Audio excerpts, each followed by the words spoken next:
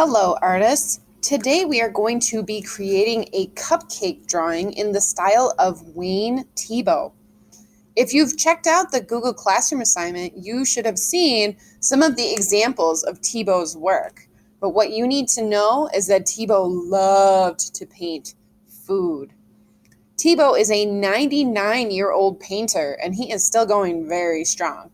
He likes to paint other things than food now, but we are going to try our hand at drawing our own cupcake in the style of Thiebaud.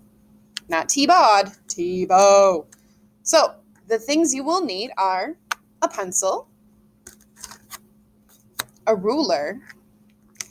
If you were worried about getting Sharpie on your table, because you're going to need one of those too, you should probably get a second piece of paper or a newspaper. I am using a second piece of paper because, as you know, Miss Canick has a lot of paper in her classroom. Let's get started. To begin, we always write our name somewhere that the teacher can see it, correct?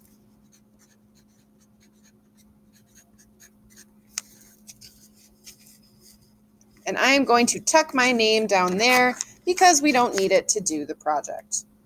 The first thing we are going to do is establish a horizon line.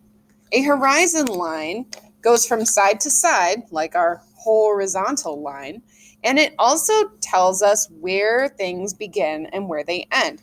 So, in the middle of my paper, and if you want to fold it to make it exact, you can, I'm going to use my ruler or another straight edge to draw a nice light line.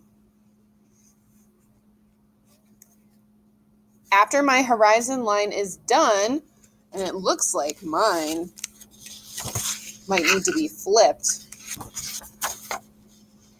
I can start drawing the base of the cupcake. Now, a cupcake is not flat on the bottom. No, it is not. It is round because the cupcake is round. So when we draw it, we are going to draw a little smiley, not a big smiley, just a little smiley, for the bottom. Since it is a round object, like this cup is round, so when we look at it, it has this rounded edge. Our cupcake is round, and we want to make that rounded edge that it sits on. After that, we are going to draw diagonal lines from the edges of our smile up a little bit past the top of our horizon line. So line number 1. Line number 2. It's a pretty big cupcake, don't you think?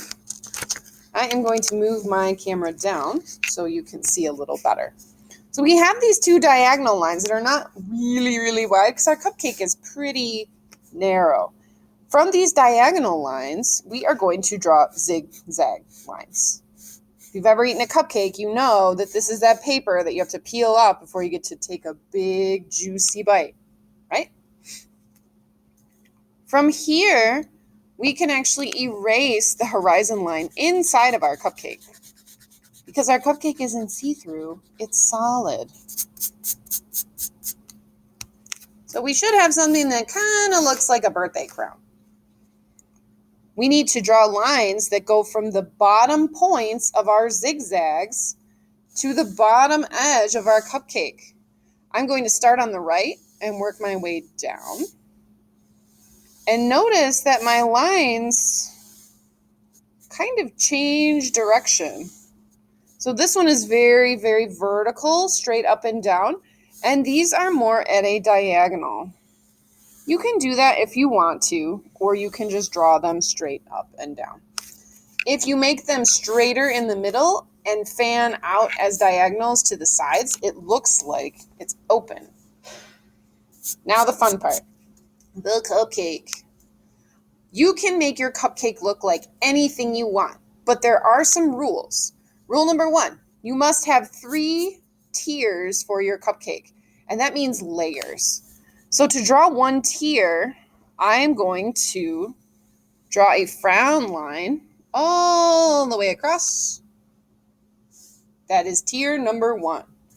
Then I will draw another frown line all the way, but not quite across. See how this one is wider than this one? We're going up. Here's my favorite one. Are you ready? This one looks like a little toothpaste. So it's a long curve with a point, and then it comes back down to make the top of the cupcake. I'm going to pause it here. So when you get to this point, make sure that if you are working from home, you take a picture.